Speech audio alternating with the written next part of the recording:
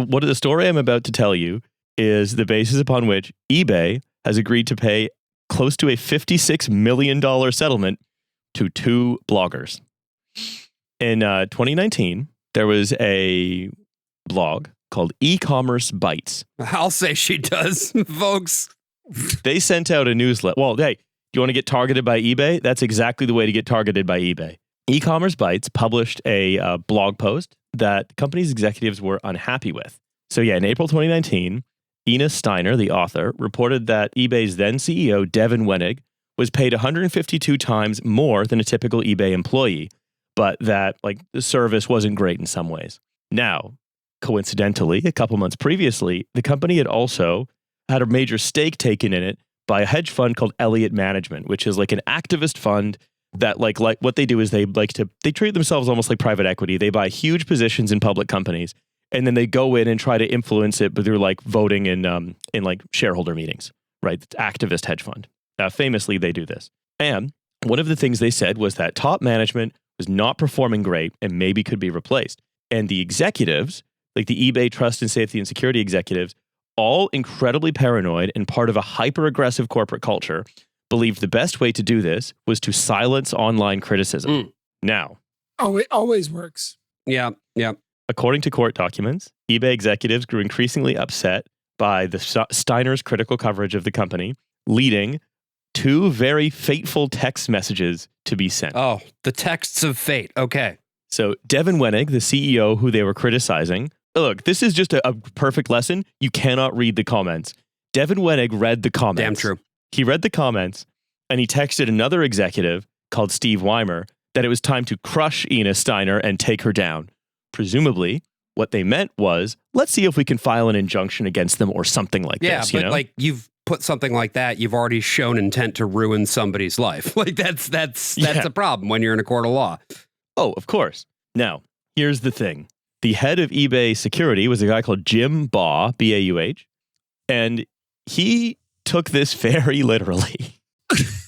Like he went to rough them up or something?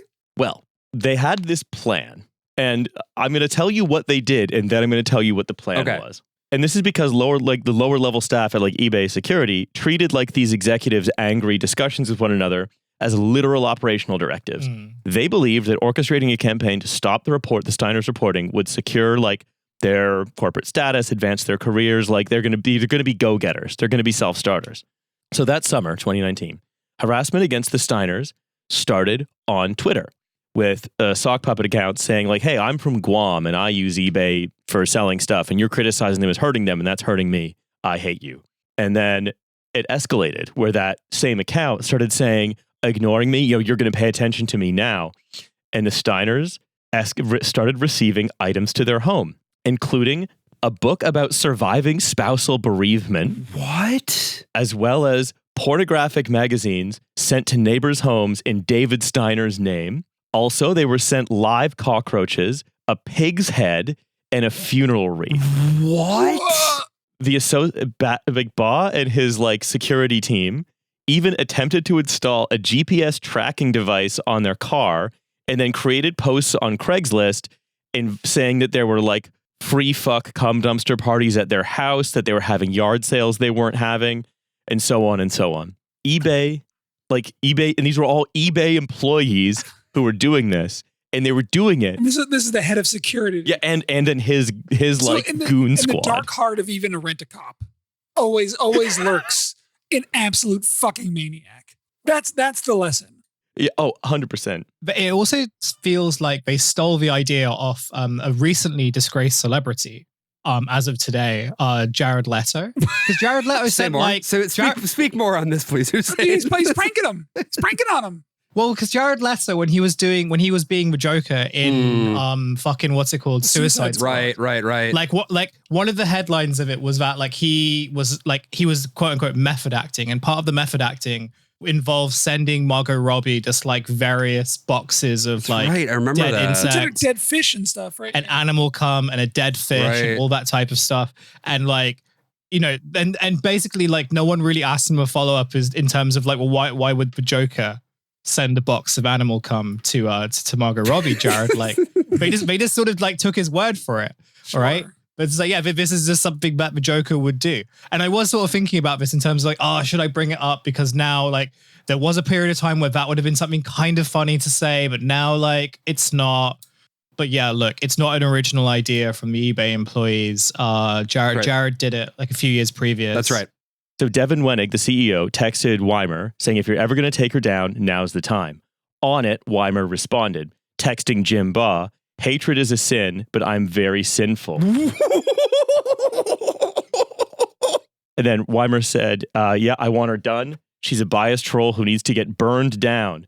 And then they all went on sabbatical and left it with Jim Baugh. Oh, no. Oh, hey, just getting back from vacation, seeing how my file and injunction plan went, and there's head of security's in my office covered in blood. Yeah. Being like, what awesome, dude. I have been doing so much stalking and harassing and mailing of blood. This is an excerpt from a New York Times article that was written in 2020 at the time. Planning for the harassment campaign began naturally with a movie. Jim Baugh showed the analyst in his security department a clip from Johnny Be Good, an 88 teen comedy in which a villainous football coach must deal with a host of pests arriving at his house simultaneously. A delivery guy with hundreds of dollars of unwanted pizza, Hari Krishnas, a rodent exterminator, a male stripper. Mr. Baugh asked the analyst for inspiration, and one of them suggested sending the Steiners a coffin. This is something out of a Coen Brothers movie, right? Like, this is just Fargo. Well, here's the thing. Your suggestion that this is something out of a Coen Brothers movie is very prescient because that wasn't their plan. Their plan wasn't to harass them into being silent. Their plan was much, much stupider. According to prosecutors, Mr. Baugh and members of the security team devised a convoluted and improbable strategy to secretly harass the Steiners and then offer eBay's assistance in stopping the attacks, thereby winning their confidence and manipulating them into favorable coverage of the company. And then they'll love us?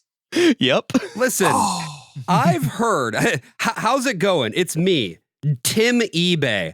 I'm sure you've been receiving various death threats from Guam lately. Well, I'm here to tell you that we here at eBay have a solution for that problem. Oh, they're angry about your coverage? Oh, that's not fair, but you should stop making them angry. Maybe they'll stop. So yeah, that was the idea. Did you hear what happened to Prince Machiavelli? Yeah, he fell down the stairs and hit his head really hard. And his new stuff is pretty weird.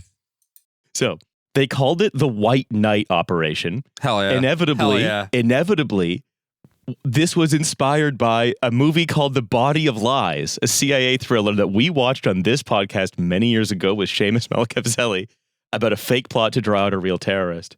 Of course, instead, what they sort of do this huge harassment campaign, and instead of talking to eBay, the Steiners talk to the police, who figure it out immediately. Which is like, really right away. saying something that, like, the cops immediately were like, oh, it's that? Huh. Must not have been very good of a plan at all. So a detective figured out that a payment had been made on some of the pizzas ordered to the house with a gift card bought in San Francisco. And it was the place that was closest to the eBay headquarters. This is just the Sopranos episode, The Telltale Mozzarella. Yeah. Yeah, 100%. Yeah. And one of the rental cars they bought to go and try and break into their house to put a GPS tracker on their car was traced back to Veronica Zia, one of Jim Baugh's employees who had traveled across the country with Jim Baugh specifically to fuck with this like elderly couple.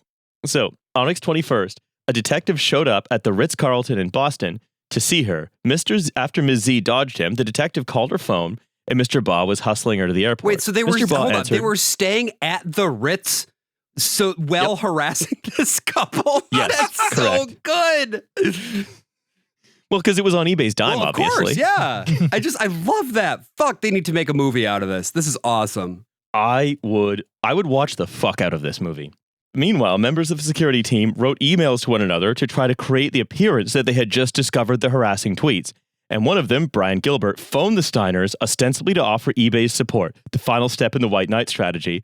Just made phone contact, Gilbert informed the team afterward. They're totally rattled and immediately referred me to the police. It's really fucked up that he was doing this between videos, like tracing what every Pokemon would do if you hung out with them in real life. So, Brian David Gilbert? Anybody? So, for hours, prosecutors say the team workshopped cover stories to mislead the local police, at one point even considering enlisting a friendly Bay Area cop to provide falsified security camera footage who declined to do so.